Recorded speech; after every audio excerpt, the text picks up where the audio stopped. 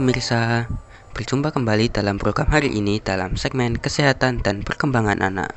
Beberapa waktu yang lalu kita digemparkan dengan adanya bayi jenius yang bernama Genkulus. Kepintaran dan perkembangan bayi Genkulus yang tidak seperti bayi seumurannya menimbulkan berbagai dejakan kagum warga TikTok. Setelah ditelusuri lebih lanjut, hal ini dipengaruhi oleh berbagai hal pada masa prenatal, natal, dan pasca natal.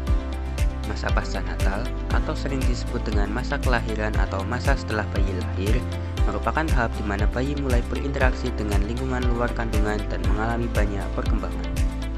Seperti adanya perkembangan dari belajar mengenali suara, melihat lebih jelas, serta mulai bergerak dan berinteraksi. Setelah bayi lahir, mereka akan melalui berbagai tahapan perkembangan yang sangat cepat. Dan setiap tahapan ini memiliki ciri khas tersendiri dalam aspek pertumbuhannya. So, mari kita bahas satu persatu. Dimulai dari tahapan yang pertama, yaitu periode neonatal yang berlangsung ketika anak menginjak usia 0 sampai 28 hari sejak lahir. Yang kedua, yaitu masa bayi atau infansi yang berlangsung ketika anak menginjak usia 1 bulan sampai 1 tahun. Yang ketiga, yaitu tahap early childhood ketika anak menginjak usia 1 sampai 6 tahun. Tahap yang keempat yaitu middle childhood yang berlangsung ketika anak berusia 6 sampai 12 tahun. Tahap yang terakhir yaitu tahap remaja atau adolescence yang berlangsung pada anak berusia 12 sampai 18 tahun. Untuk membahas hal ini lebih lanjut, kami akan menghadirkan seorang ahli yang tidak perlu diragukan lagi kompetensinya, yaitu Dr. Robin Cahyani MPsi, seorang psikolog anak ternama yang telah banyak menangani kasus perkembangan anak. Selamat siang pemirsa.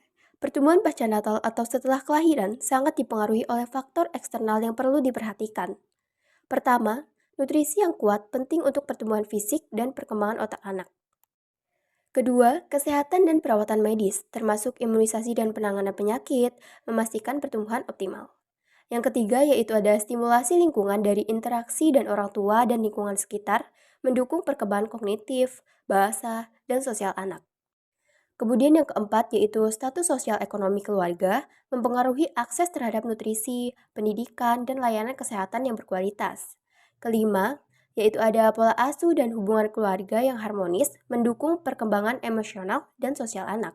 Terakhir, pendidikan dan informasi orang tua tentang tumbuh kembang anak sangat menentukan cara mereka merawat dan mendidik anak. Dengan memahami dan mengelola faktor-faktor ini, kita dapat memastikan anak tumbuh dan berkembang secara optimal. Terima kasih. Terima kasih kepada Dr. Robin Cahyani MPsi, psikolog yang telah berbagi ilmu dan tips penting untuk kita semua.